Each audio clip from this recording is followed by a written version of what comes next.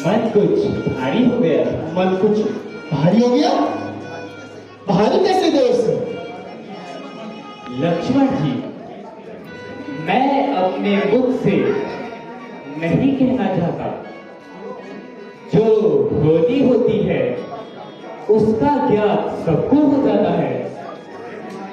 देवर्षि, आप यह क्या कह रहे हैं? कैसी होनी? आप मुझे थोड़ा समझाएंगे? तो सुनो लक्ष्मण जी, आप जिस खुशी का अनुभव कर रहे हैं वह क्षणिक मात्र है। वो कैसे देवर्षि? अब तो राज तिलक की घोषणा भी हो चुकी है, तो क्षणिक कैसी?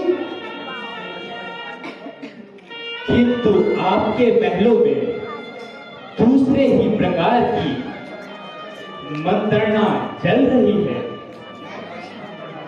कैसी मंत्रणा देवर्षि? भगवान आप स्पष्ट कहिए। वह ऐसी मंत्रणा की कल रामचंद्र जी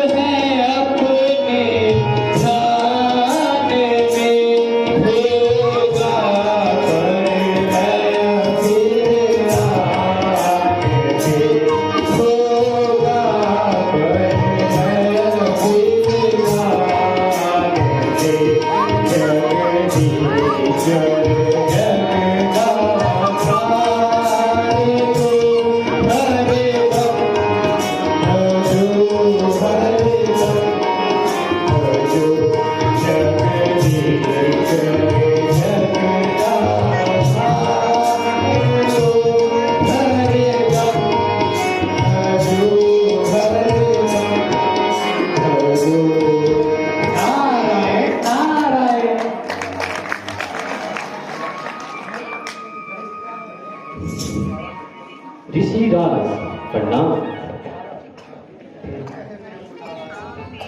ठीक कह रहे हो नारायण, उल्टी गंगा जो बहने लगी।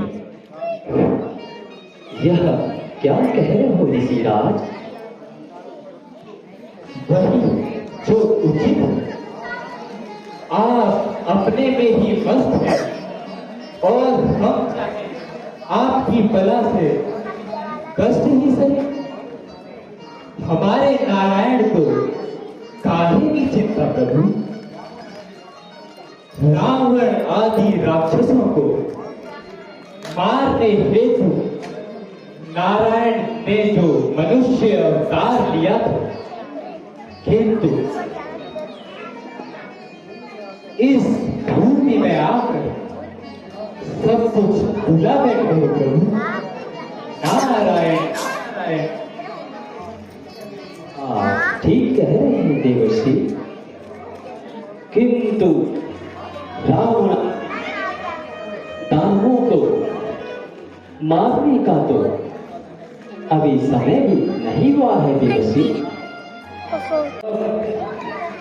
समय का भी क्या नहीं रहा है। तो क्या त्रेता युग का प्रथम चरण बीत चुका है देवशी। हाँ सुबह, कल आपका राज्य अभिषेक भी होने जा रहा है। जब राजकाज में फंस जाओगे तो फिर आप कुछ नहीं कर पाओगे प्रभु।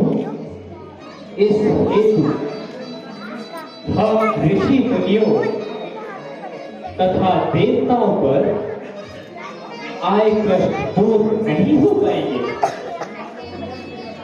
इस झंझट में ना फंसकर अब शीघ्र माता जी को तथा लक्ष्मण जी को इस नगरी से होकर जंगलों की ओर जाने का कष्ट कीजिए प्रभु। समझा, किंतु अब तो राज्य अभिषेक की घोषणा भी हो चुकी है देवशी, और साथ ही रात्रि का समय भी है। हम किस प्रकार इस कार्य में बाधा डालें देवशी? मैंने सब प्रबंध कर लिया है प्रभु। अच्छा, तो यहाँ पर भी चुप ना बैठ सके देवश्री? कुछ ना कुछ फूल खिलाते रहते हो। नारायण नारायण। तो आपके आशीर्वाद से प्रभु। खैर, कुछ भी कहो देवसी। अच्छा प्रभु, मुझे अब आज्ञा, मैं जाऊं? हाँ देवसी, अब आप जा सकते हैं। माता जी तक मेरा प्रणाम पहुंचाने का कष्ट कीजिए प्रभु। अवश्य देवश्री, अवश्य।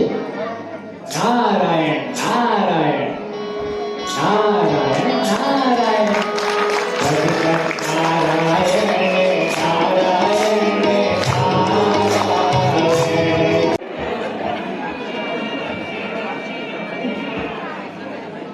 अरे अरे रानी, पूरा महल छान लिया, यहाँ आके बैठी हूँ, बड़ी सुस्ता रही हूँ। रानी जी प्रणाम। सुखी रहो मंत्रा। कहो, आज इतनी देर क्यों लगा दी? कहीं किसी से झगड़ा तो नहीं हो गया तेरा, जो ऐसी भद्दी सूरत बनाई है? रानी जी, क्या कहूँ रानी, क्या कहूँ?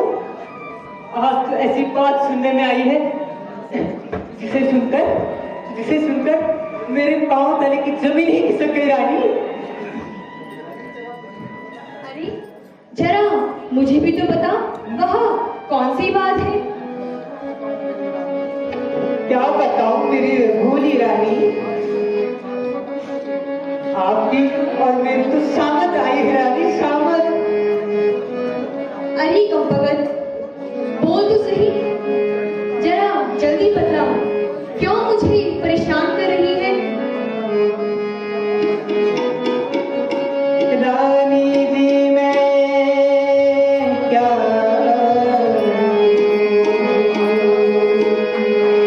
रानी जी मैं क्या करूं,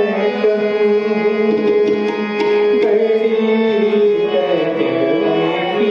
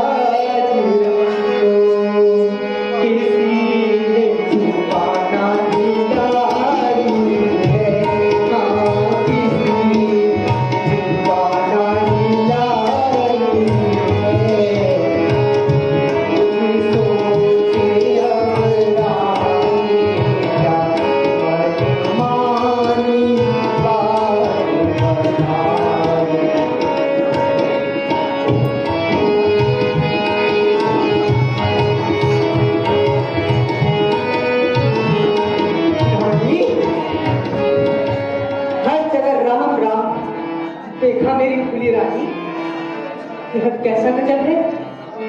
ना ना आपको पूछा और न मेरे प्यारे को राज्य देने में ऐसी जल्दबाजी की कि चट्ट रोटी पट्ट दाल। आ बेटा राज्य संभाल। रानी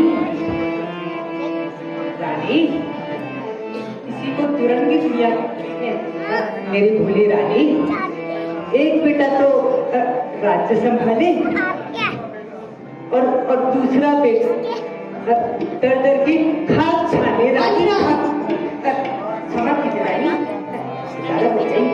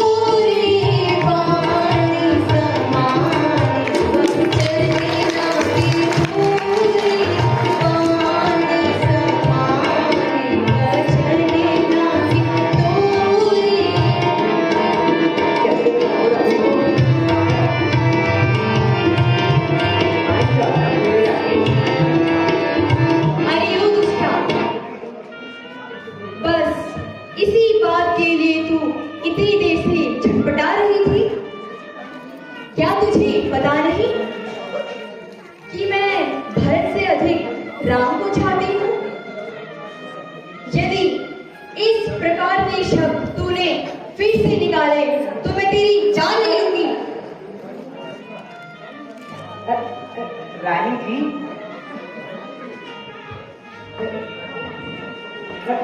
रानी आप तो कुछ भी करो, आखिर मैं तुम्हारी दासी जो हूं ना।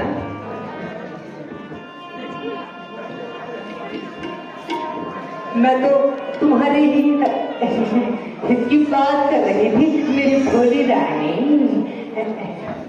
क्योंकि देखो ना, क्योंकि मुझसे तुम्हारा अहित नहीं देखा जाता मेरी भोली रानी।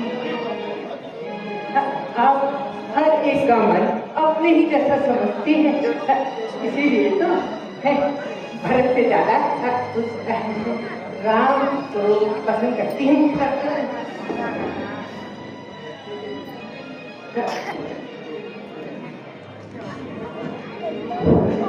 वैसे मंत्रा यह तो ठीक ही रही है। बात कर रही है, अगर राम राज्य मिल गया तो मेरे भरत का क्या होगा? कहते हैं सौतन जाया किसको भाया। यदि यह मंत्रा मुझे समय पर ना बताती तो मेरे तो बर्बादी के लिए आ ही गए। अब चाहे कुछ भी हो जाए, भरत को ही राज्य दिखाऊंगी। किंतु महाराज को किस तरह समझाऊंगी, कैसे उन्हें बतलाऊंगी। अरे ओ मंत्रा, क्या सुन तो सही जरा। वैसे तो तू ठीक ही कह रही है, परंतु मैं महाराज को कैसे समझाऊंगी, उन्हें अपने वश में कैसे करूंगी। जरा कुछ युक्ति तो बता। अरे ओ मंत्रा, क्या मुझसे नाराज हो गई है? नहीं रानी, नाराज और वो भी मैं? यह कैसी बातें कर रही हो मेरी भोली सी रानी। अच्छा, दूर कहाँ जा रही हो? जरा मैं संगीत गाऊं। मैं सारी तकलीफ बता देती हूँ। लो आ गई, अब जल्दी बता। हाँ तो सुनो मेरी रानी, वो जो कुंवर याद है? अरे रानी, जो राजा ने आपको देने को कहे थे, याद कर रही हो? वो जो 2 वर है, वो आज राजा से मार लो। 1 वर से आपके मेरे प्यारे भरत को राज्य, और दूसरे वर से राम को 14 वर्ष का वनवास।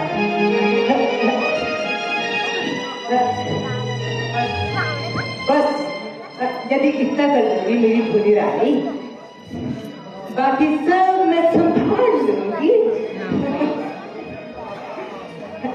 शाबाश मंत्रा, ठीक समय पर याद दिलाया, वरना मैं तो भूल ही गई थी।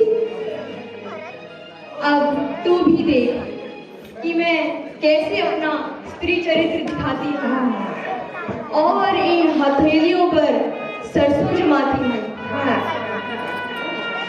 मेरी रानी,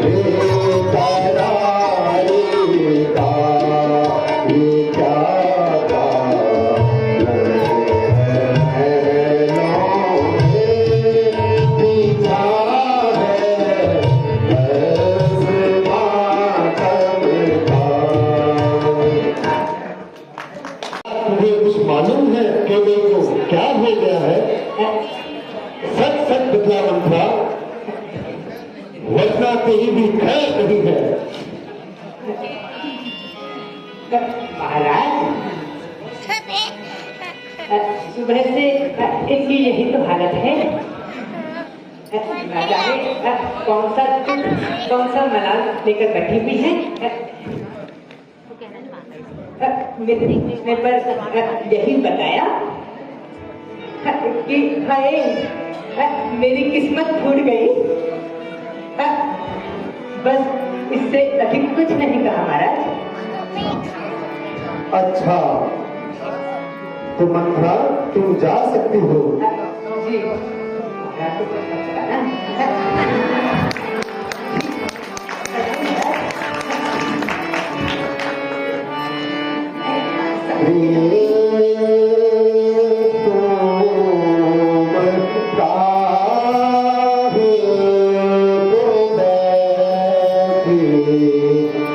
कहिए पिताजी, मेरे लिए क्या आज्ञा है?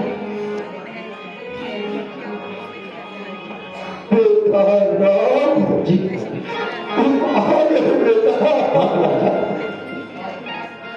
पिताजी, स्वास्थ्य ठीक तो है ना? आप कैसी बातें कर रहे हैं पिताजी? राम, जरा मेरे करीब आओ बेटा। मैं अंतिम बार तुम्हें गले लगाऊंगा। पिताजी, आपकी यह दशा देखकर मेरा दम घुट रहा है पिताजी।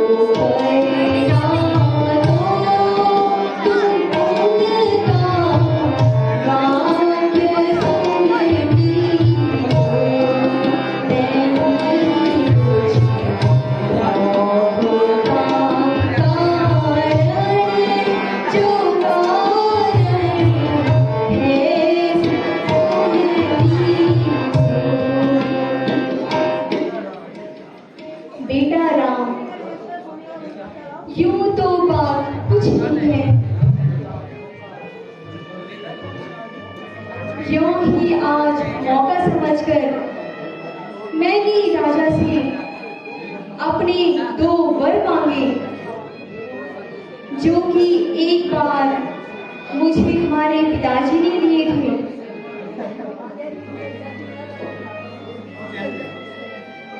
और मैंने उन वरों से एक वर से तुम्हें 14 वर्ष का वनवास और दूसरे वर्ष से भरत को इस राज्य का राजा बनाने को कहा। और बस इसी बात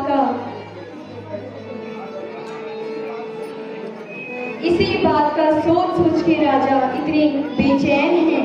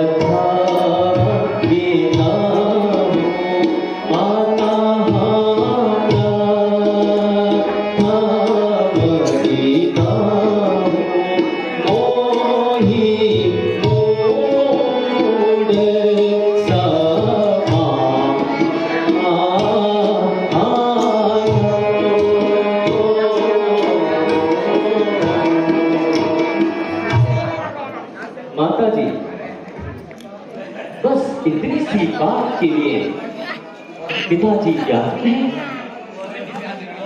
पिताजी का दुखी होना उचित नहीं है। यह एक साधारण सी बात है। फिर भरत मुझे अपने प्राण से भी प्यारा है मां। यदि मैं माता पिता की आज्ञा का पालन नहीं करूंगा तो ये समाज मुझे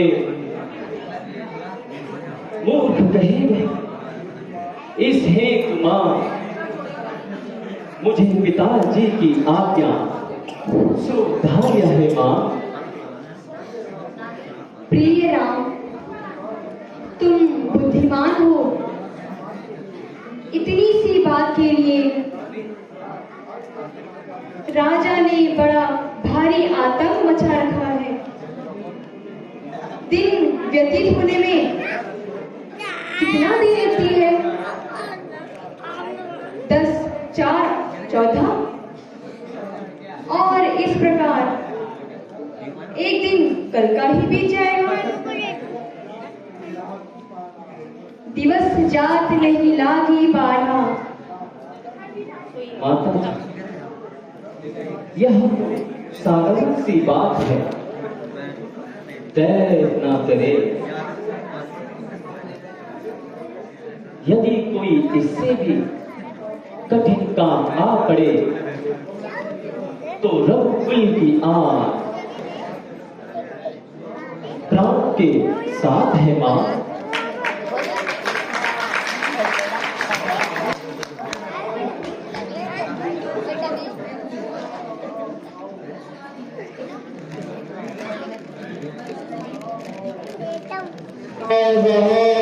जी पिता। जरा गले लगा लो, अब मेरा अंतिम समय है बेटा। पिता। बेटा राव, पिताजी। बेटा राव। पिताजी।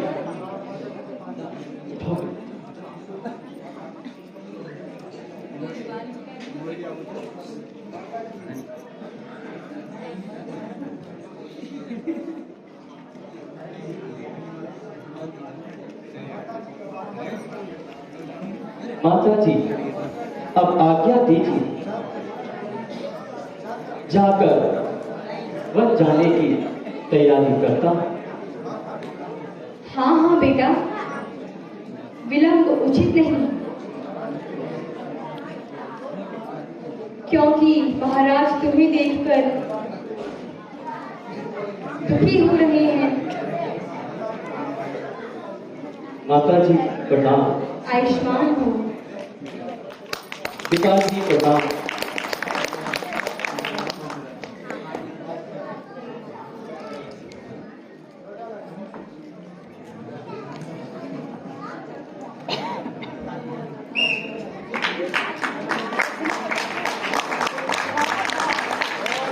मेरी दाहिनी ओर खड़क रहती है। हे ईश्वर, अब तुम ही रक्षा करना।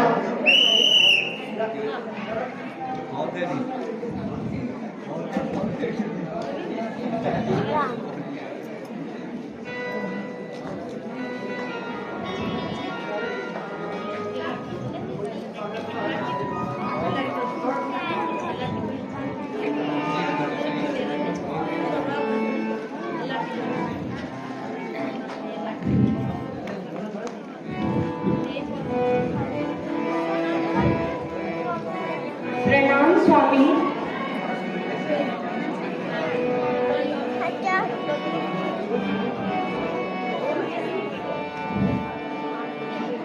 महाराज क्यों उदास है, ऐसा है मौन का। महाराज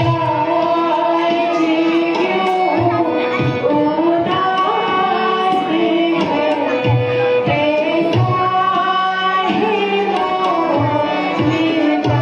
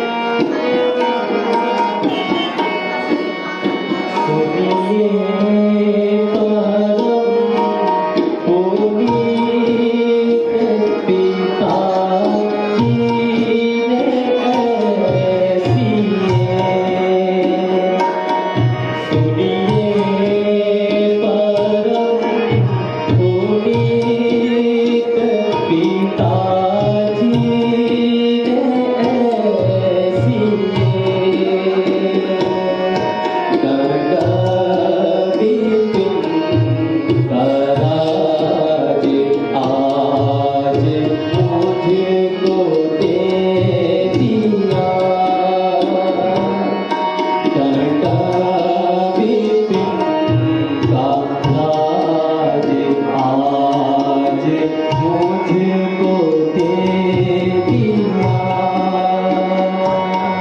आगे कभी दो नीले फेंके कहीं माथा को, आगे कभी दो नीले फेंके कहीं माथा को, राजा ने वरों का निवारण यूं है किया, राजा ने वरों का निवारण यूं है किया, 14 बरस के वास्ते जंगल में मैं रहूं, 14 बरस के वास्ते जंगल में मैं रहूं, और राज का ये सारा भाई भारत को दे दिया, और राज का ये सारा भाई भारत को दे दिया, अब मैं भी पिन हो जाऊंगा, नहीं और कोई का, अब मैं भी पिन हो जाऊंगा, नहीं और कोई का, सुख से रहो यहाँ प्रिय, तूफान जिया, सुख से रहो यहाँ प्रिय, तूफान जिया, सुनिए परम पुनीत पिता की ऐसिया।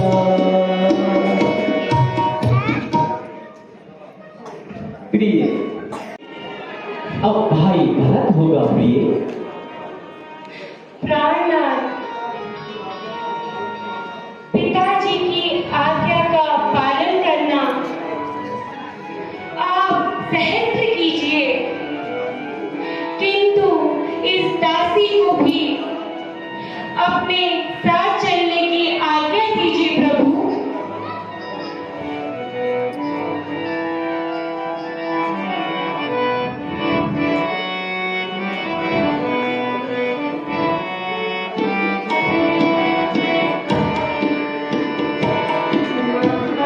महाराज प्राण जाएंगे, मैं तुम ले जाऊंगी।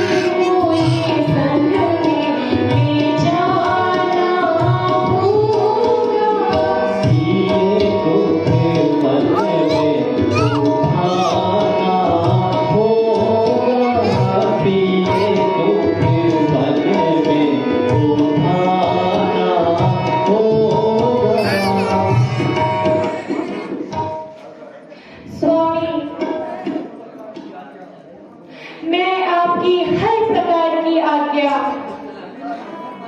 मानने के लिए तैयार हूं, किंतु सीता अपने पतिव्रत धर्म को नहीं त्याग सकती स्वामी। प्रिय, भला बताओ तुम वन में किस लिए जाती हो और आप किस लिए जाते हैं? मुझे तो पिताजी की आज्ञा है। तो मुझको भी मेरी माता जी की आज्ञा है। माता जी की ऐसी क्या आज्ञा है प्रिय? तो आपके पिताजी की भी क्या आज्ञा है? मेरे पिताजी की तो यह आज्ञा है प्रिय, मैं 14 वर्षों के लिए वन में रहूं। तो मुझे भी मेरी माता की आज्ञा है कि जहां तेरे पति रहे तू भी वहीं रहना।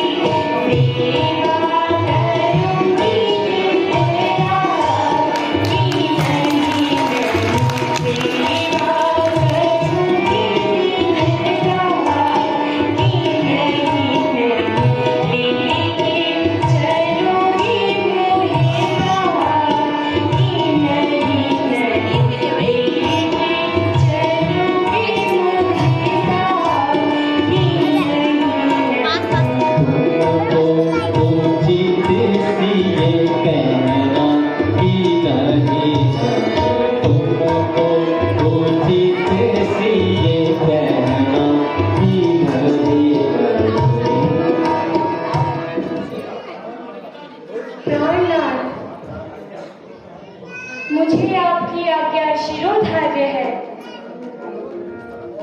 परंतु आपको यह विश्वास है कि आप 14 वर्ष के बाद सीता को जीवित देख सकेंगे? यदि आप देख सकते हैं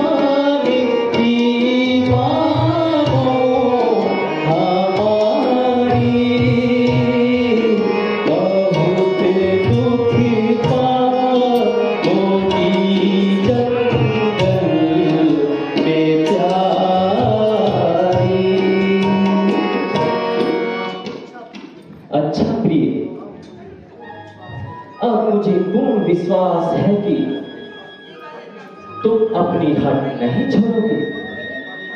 यदि तुम्हारी यही इच्छा है तो चलो माताओं से आशीर्वाद प्राप्त कर वन जाने की तैयारी करते हैं।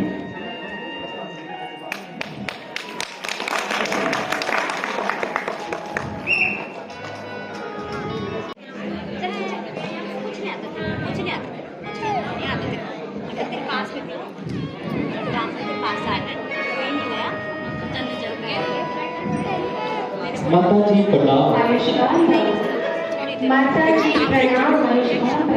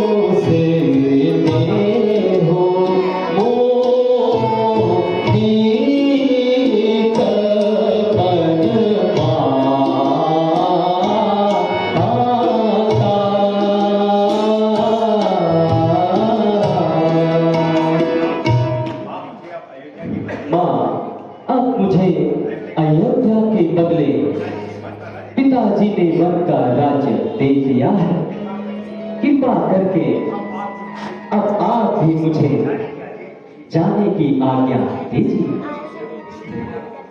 छी बेटा, यह कैसे अपशब्द मुंह से निकाल रहे हो? कैसा वन? किस कारण वन? नहीं मातेश्वरी, मैं जो भी कह रहा हूं वह सत्य कह रहा हूं।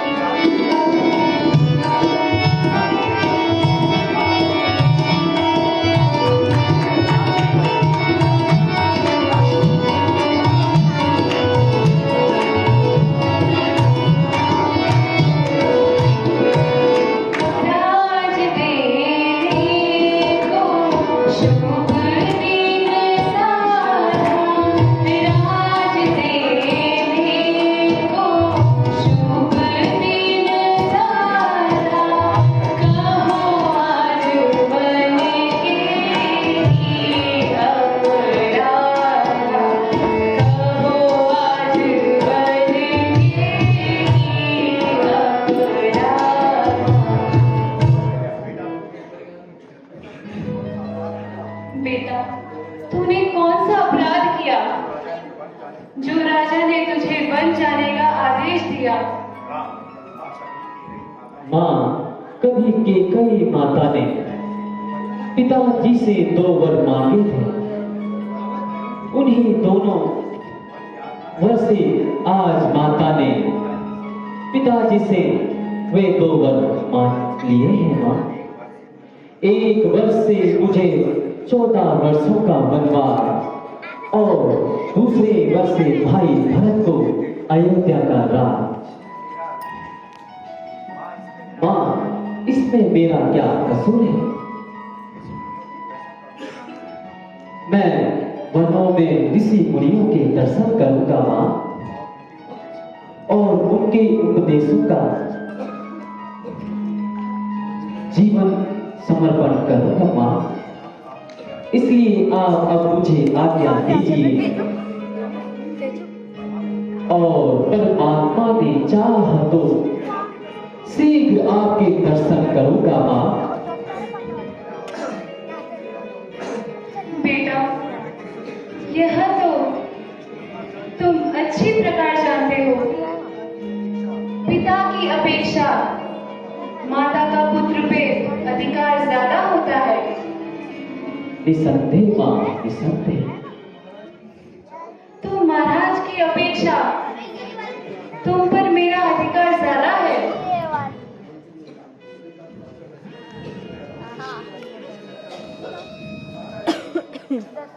माता जी, मुझे भी जाने की आज्ञा दीजिए।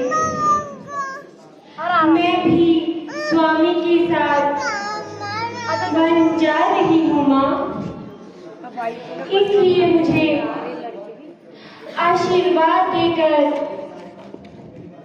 वन जाने की आज्ञा दीजिए। मैं आपके पैरों में पड़ती हूँ माँ।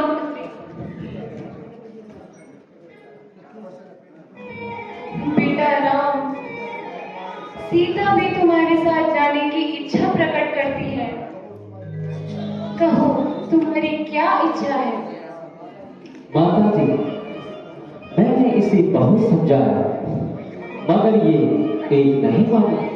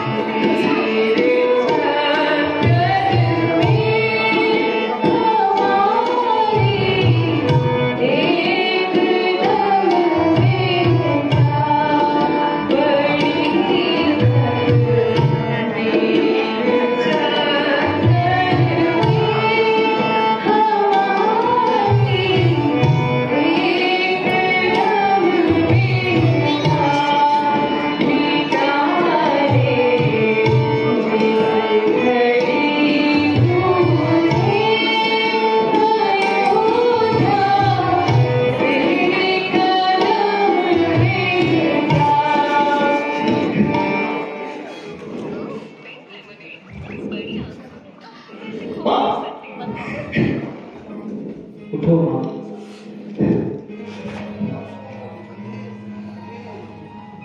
अफसोस, अंधे, इतना अंधे, जबकि रामचंद्र जी का राज्याभिषेक होना था और क्या से क्या हो गया। किसी के कहने से श्री रामचंद्र जी को घर से नहीं निकाला जा सकता है। अगर किसी में हिम्मत है तो सामने आए ताकि राज्य पाने का मैं उसे मजा चखा सकूं।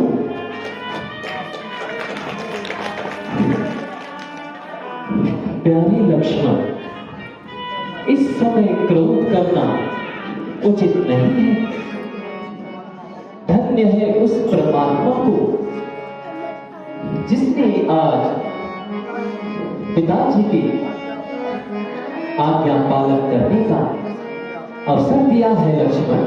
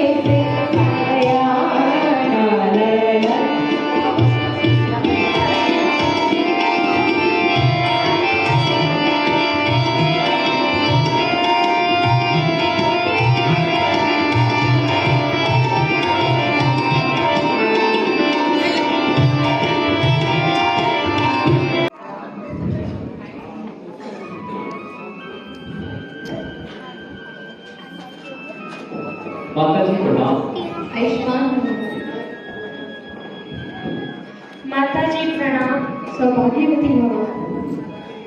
पिताजी प्रणाम। पिताजी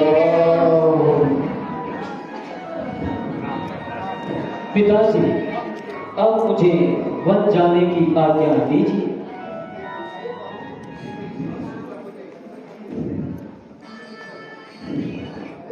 अरे बहू, क्या तू भी राम के साथ जा रही है? नहीं बेटी, यह आज्ञा तुम्हारे लिए नहीं थी।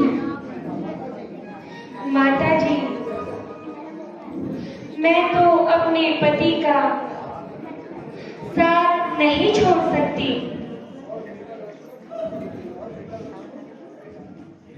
और बेटा लक्ष्मण, क्या तुम भी इनके साथ जा रहे हो?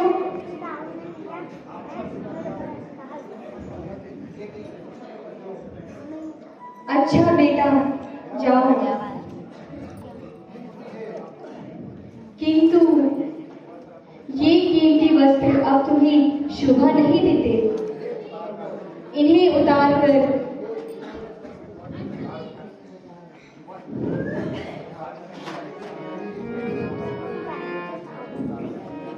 यह वस्त्र धारण करके वन को प्रस्थान करो।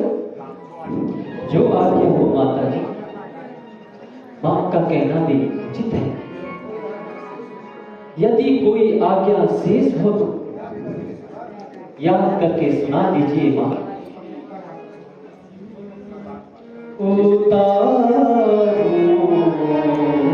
राज के कपड़े जो हो मां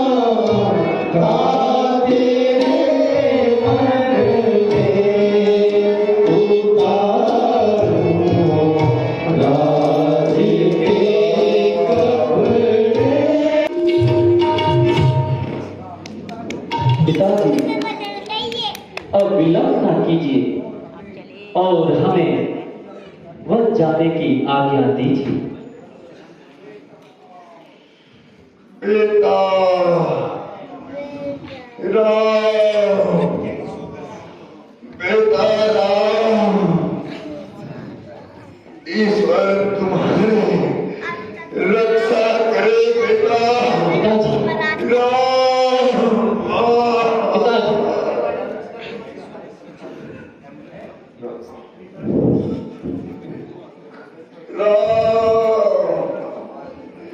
सुमंत, सुमंत, जी महाराज।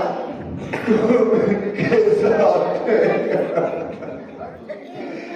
रथ लेकर इधर उधर घुमाकर मेरे प्राणों को वापस लेकर आ जाओ। जो आज्ञा हो महाराज।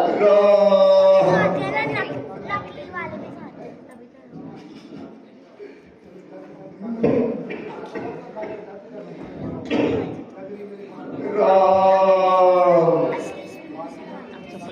बेटा राम,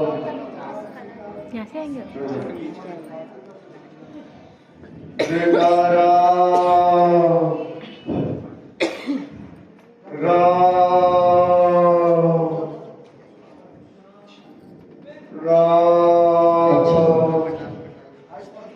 आयुष्मान भव। राम। प्रणाम माता जी, सदा सौभाग्यवती भव। चलिए युवराज। हम छोड़ चले